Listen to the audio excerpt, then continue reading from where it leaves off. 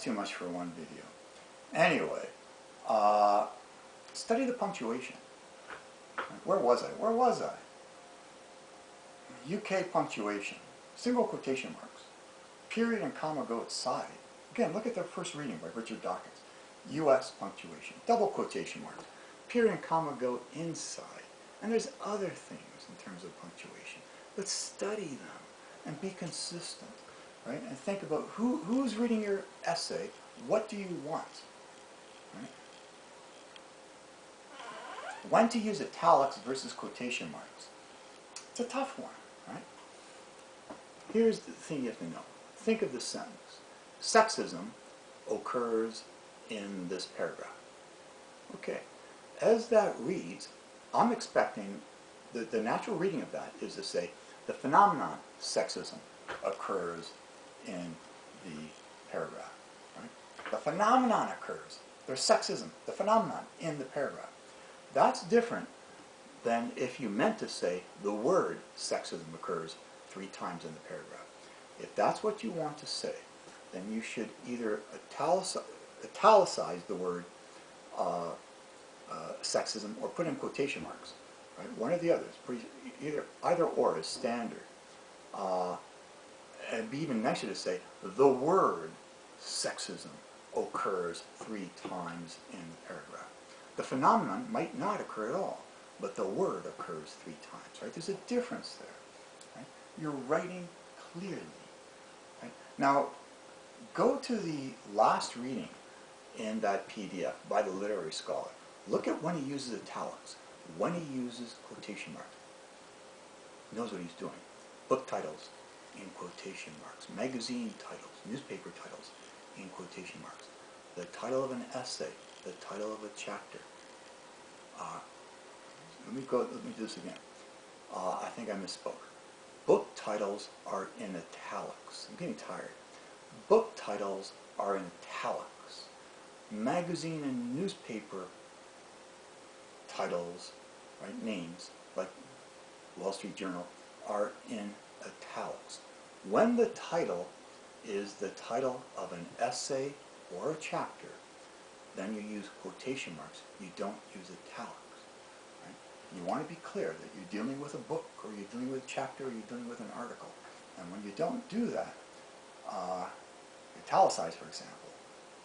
I've seen people use italics and quotation marks. Right? Not good. You have to know when to use them. These are style matters. Right? They're all, right? When you violate a style matter, it's a negative tick in a notch, a negative in the mind of your grader, even if there's no mark for style, right, in an essay. Right? It's still affecting the mind of your grader, and they're less warm to your content and your arguments. When the style is poor, I'll turn to essays and I just go, oh, God, what the hell is that? It's just some of the most horrible submissions. I should have kept them and taken a picture or something. Just incredibly horrible. One, he said his secretary wrote the essay, he wrote it by hand, his secretary typed it. It was a piece of garbage. I couldn't believe it. Right? And on the other extreme, you get students who just, they're stylists. And you get that, you just go, wow, the beauty, just the physical beauty of the layout of the essay. It makes you go, wow, that's what you want to do. Italics versus quotation. Okay, last one, let's still a few more. Font, or more accurate, it's called typescript. Okay. What am I using here in this file? Garamond. Now, for years and years and years, I've been saying what I genuinely experienced when grading. When you use a simple font, I'm just going to call it font. When you use a simple font like Arial, right, the first reaction in my mind when it's university essays is, and I'm sorry if this offends you, but it's reality, and it's not just me. Simple-minded, straight out of high school. Do you really want the person grading your work to, right away they're thinking you're simple-minded and you're straight out of high school? No, you don't. Because those are negatives. It says, oh, here we go again, straight out of high school, simple-minded. Right? Arial, you might say, that's wrong. I've been taught in high school. I was taught in high school to use Arial in university essays. Well, you were taught badly. You were taught poorly. I've never been good at grammar. Right? Horribly. Right? It's an atrocity, an abomination when they say, that's just like saying never use I in a university essay. Who are these people? Like, really? Just look at the evidence. Anyway, I've been saying this for years. Right? My favorite is Garamond. You could use Baskerville. Times New Roman is a nice one. There's serif and sans serif. Sans serif are the simple ones, like Arial. Serif fonts have some style to them.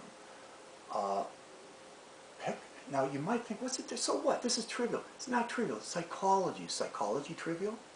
Right? The fonts have a psychological effect. I've known it for decades, and I've been saying it to students ever since I started teaching. 5 or 8 years ago, roughly, a fine arts student got an A+ in the course too. Excellent student. She said, I'm going to send you some evidence that you want. She sent me 2 pieces of evidence. I put them together in what I call a font file. The font you choose affects how likely people are to agree with what you wrote. Right? With a serif font, you get more agreement. With a sans serif font, agreement goes down. With Comic Sans, it's the worst. Right? Look at the evidence. Look at the evidence and make up your mind. There's no, oh, you're going to lose a mark because you used Arial. It doesn't work that way. But the psychology, as soon as I see a simple font like Arial, right, the negative is there. Right? And then look at the evidence that the students sent me. Right? You write your essay in a professional font, a serif font, right? Your grades go up. That alone, unity of effect, that alone is gold. Right? Okay, now, take time to look at the PDF. Past tense versus present tense. This screwed me up for the longest time. I remember a professor of mine, I was working on my PhD, he didn't know the difference either. Right? This screwed him up too. We had to talk about this conversation. From what I can gather, it'd be great to take a course, take an elective with a literary scholar. Learn as much as you can from them about style. Right? As far as I can tell, the difference is this, the standard is this. When you're dealing with a text, you use present tense, not past tense. When you're dealing with history, it's past tense. So Plato's dead. Plato is past tense. Right? Plato was born. Plato did this. Plato did that. Plato was buried there. Past tense, all past tense. Right? When I'm dealing with a writing of his, like the Apology, then it's present tense. Right? In the Apology, Plato has Socrates say, not had, has Socrates say, because my reference is to the text, and the text is in the present. The text is in front of me. Use present tense. Right? Okay, last topic, and I know I haven't covered everything, but the difference between a hyphen and a dash. Look at that PDF with the different scholars, the pages from the different scholars. I circle things. You don't know what a hyphen is if you use it interchangeably with a dash, and there's 2 different kinds of dashes. I'm going to come to that in a second. But learn what a hyphen is. Learn when it's used and when it's not used. You kind of Wittgensteinian thing, right? The meaning is the use. Look at how hyphens are used in professional writing. Hyphenated words, hyphenation at the end of a line. Right? Why are they being hyphenated? Right? Know what a hyphen looks like. Okay, a dash is different. Right? There's 2 different kinds of dashes. One is short, called an end dash, and typically there's an empty space before and after a short dash. That short dash is still longer than a hyphen, noticeably longer. And then there's the em dash, which is a long dash. There's no space before and after that one. It shouldn't be anyway. These are roughly synonymous in terms of their meaning, in terms of their use, but the em dash can have more of a dramatic effect in some ways than an end dash. So it depends on what your goal is, what your purpose is.